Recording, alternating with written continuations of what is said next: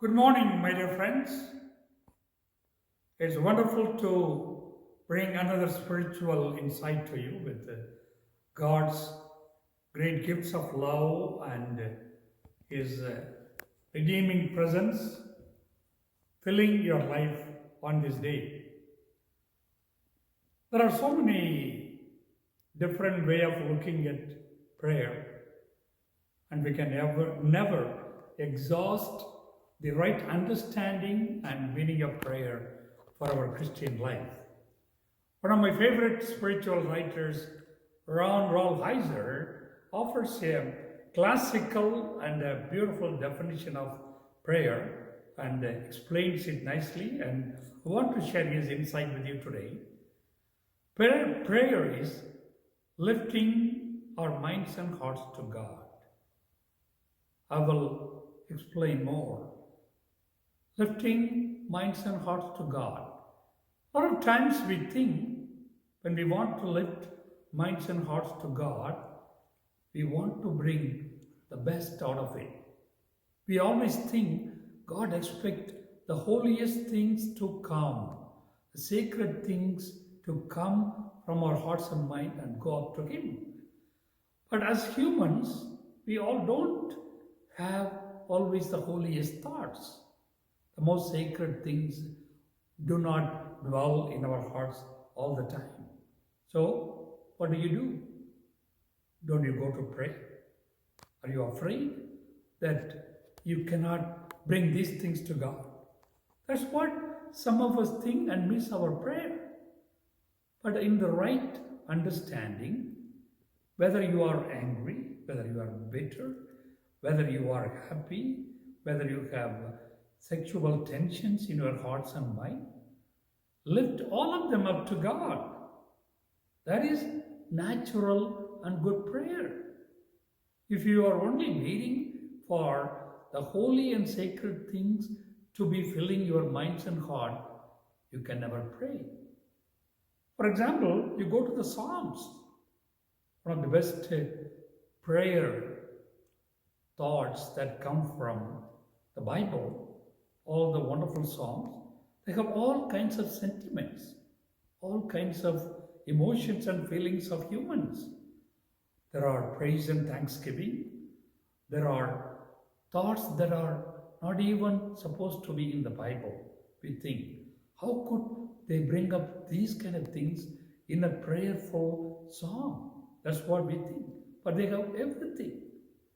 So this is a good story Ron tells about his own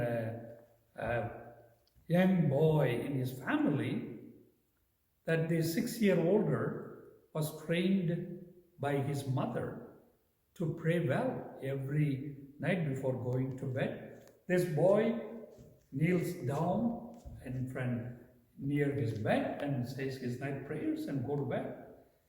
He joined the Catholic school, and one night he was about to go to bed and he didn't want to pray, just to want to sleep. His mother asked, "Don't you pray anymore?" And he said, "No." Why? Because prayer is talking to God.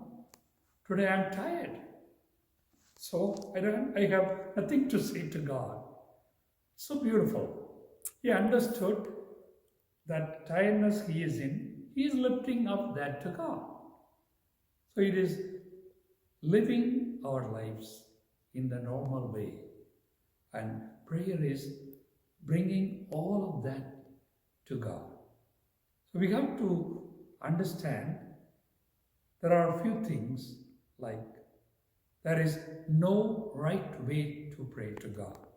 Whatever way you choose, you pray. Whatever you feel that moment you are in God's presence, you want to bring up to Him, lift your heart and mind to Him, do that. So there is no right way of praying.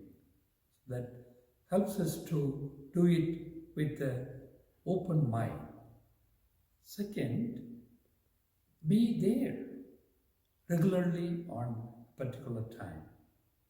Like a lady goes to see an old mother every day, spending some time with her. There is a deeper relationship developing there. So you continuously go to God on a particular time, every day. There is an inner relationship develops between you and God. And finally, if there are certain things you want to argue and wrestle with God, starting from Abraham, all the people who are deep in prayer, they did that with God. They did not right away said, "Thy will be done."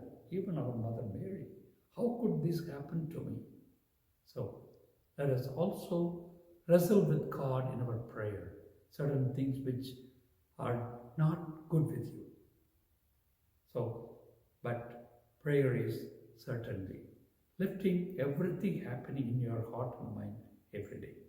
That is the most beautiful prayer we all can pray. Thank you for watching, and I wish you to grow deeper and stronger in your prayer life. God bless you.